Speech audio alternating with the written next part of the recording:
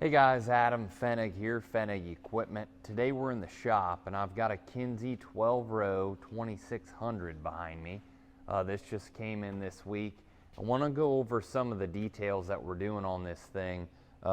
New closing wheels, new row cleaners. We'll dive into that here in a second, but I want to reiterate how some of these smaller changes, maybe you were considering getting a new planter at some point, but maybe this year's just not the year. So with some of these small changes that we're making, be it closing wheels or a different fertilizer system, some weld-on bushing kits, some new gauge wheel arms, those things can take a planter that was kind of wore out, had a lot of slop in it, and it can bring it back up to snuff very quickly and in a budget-friendly fashion. So let's turn this thing around, talk about some of these things we've done. These parts and products that I'm going to talk about have been very popular in the last few months, and I just wanted to highlight this particular planter, show you some of the stuff that we're doing here to get this thing back up to snuff. So let's turn it around and talk about this Kinze 2600. So we're going to start here at the back. He did have single disc fertilizer units up front. We all know the story on those. They're heavy. They require new blades, bearings wear out. They just create a lot of downtime in season. We've been going to this totally tubular TT300 system for a few years now. It's just so dang simple, so cost effective, no wear parts on it whatsoever. We are banding it on top of the ground. I have had so many growers tell me that they see no difference or no issues with doing so. That's one of the bigger hesitations, but I've got too many of these out for it to be a problem. Thousands of rows being sold each year. So he's getting rid of the single disc units up front. We're going to go out the back. Not only is it easy and simple and effective, but it keeps that row unit clean. We're not dragging this row unit through any fertilizer any longer. It's all clean and placed out the back. Now, of course, he upgraded from his previous closing wheel system to the Yetter poly spike twister. We've got one on each side. We've got our beautiful 1.25 inch gap right here. We all know the ROI that those things carry with them. That's a must-have.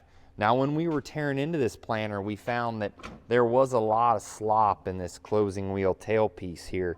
It had probably 1 inch or 2 give each way, and that's just not going to work, because we need these closing wheels to precisely ride right on the edge of that furrow.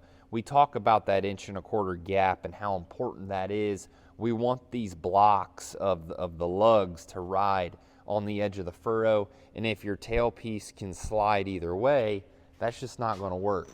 That's where this weld-on RK bushing kit comes into play. You weld this ring on, put the bearing in, and maybe hard to see in this video, but there is zero slop in that movement whatsoever. It's perfectly square, and it's going to stay that way for a long time. That's a long-term fix. Now, these gauge wheel arms are wore out. There is a lot of play in those, so that is the next step. We got to take all these gauge wheels off. That is up and coming, but again, that's a pretty simple and easy fix. That's not a lot of money.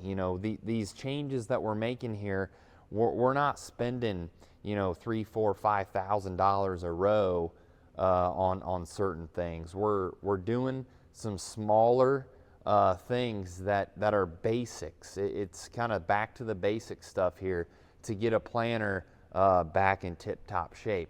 Now, we're not doing it on this particular planter, but we do offer parallel arm kits for Deere, Kinze, and Case. Those things make a world of difference too. If you have a lot of play in there, we can put a bearing in here as well, get some things tightened up, and that's a big improvement as well. Now, we got to swing around the front here to see one of the final additions that we're making here, and that's the Yetter Shark Tooth Row Cleaner. I think you've heard me talk long enough about videos on how advantageous these row cleaners are.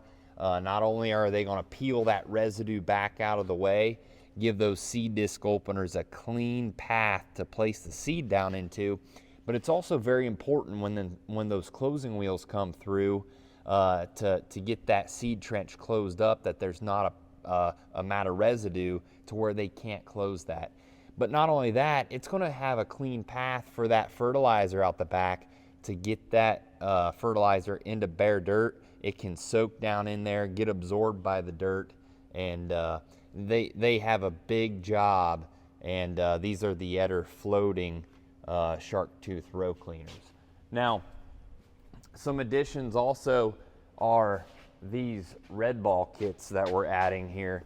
We're doing a red ball kit for the in-furrow and a red ball kit for the 2x2 system. He'll be able to look back and see his live pressure. He'll be able to make sure all of his rows are floating.